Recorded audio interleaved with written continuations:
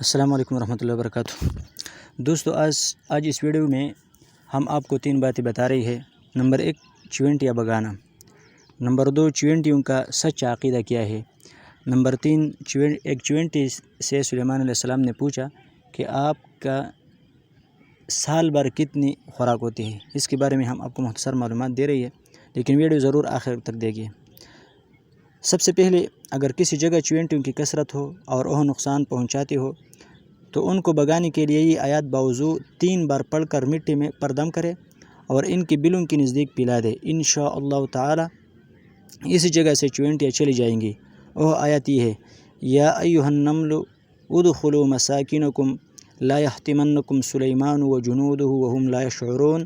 سورہ نمل آیات نمبر 27۔ اس کو ضرور یاد کرے، باوضو 3 بار پڑھ لیں۔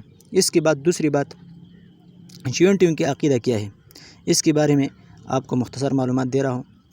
چونٹیوں کے بارے میں یہ مکمل تفصیل اللہ رب العزت نے اپنی کلام پاک میں بتایا ہے۔ حتی اذا اتوا علی وادی النمل قالت نملۃ یا ایھا النمل ادخلوا مساکنکم لا یحطمنکم سلیمان وجنودہ وہم لا یشعرون۔ سورہ نمل آیات نمبر 18۔ اور دوسرا آیت بھی جو ہم نے پڑھ لیا وہ بھی سورہ نمل آیت نمبر 18 تھا۔ اس کا معنی ہے یہاں تک کہ سلیمان علیہ السلام جب چونٹیوں کی وادی میں پہنچے تو ایک چونٹی سے کہا، اے چونٹیوں اپنی اپنی بیلوں میں داخل ہو جاؤ، ایسا نہ ہو کہ سلیمان علیہ السلام اور اس کا لشکر تم کو کچل ڈالے اور ان کو خبر بھی نہ ہو۔ اس میں چونٹیوں کا صاف عقیدہ ذکر کیا گیا ہے۔ چونٹیوں میں فرقہ پرست مولوی اور فرقہ پرست اور تعصب والے مفتی نہیں ہوتی ہے، اس لیے ان کے عقائد بالکل صحیح ہوتی ہے۔ ان کا یہی عقیدہ تھا کہ اللہ کی نبی سلیمان علیہ السلام عالم الغیب نہیں ہو سکتا اور نہیں ہے۔ اگر کتنا بھی بڑا بادشاہ اور اگر کتنا بھی بہت بڑا عالم ہے، اس کی باوجود وہ عالم الغیب نہیں ہو سکتے۔ وہ ہمیں اپنے پاؤں سے کچل دیں گے لیکن اس کو کبھی پتہ بھی نہیں ہوگا، وہم لا یشعرون۔ اور اس سے عصمت انبیاء بھی بیان کیا۔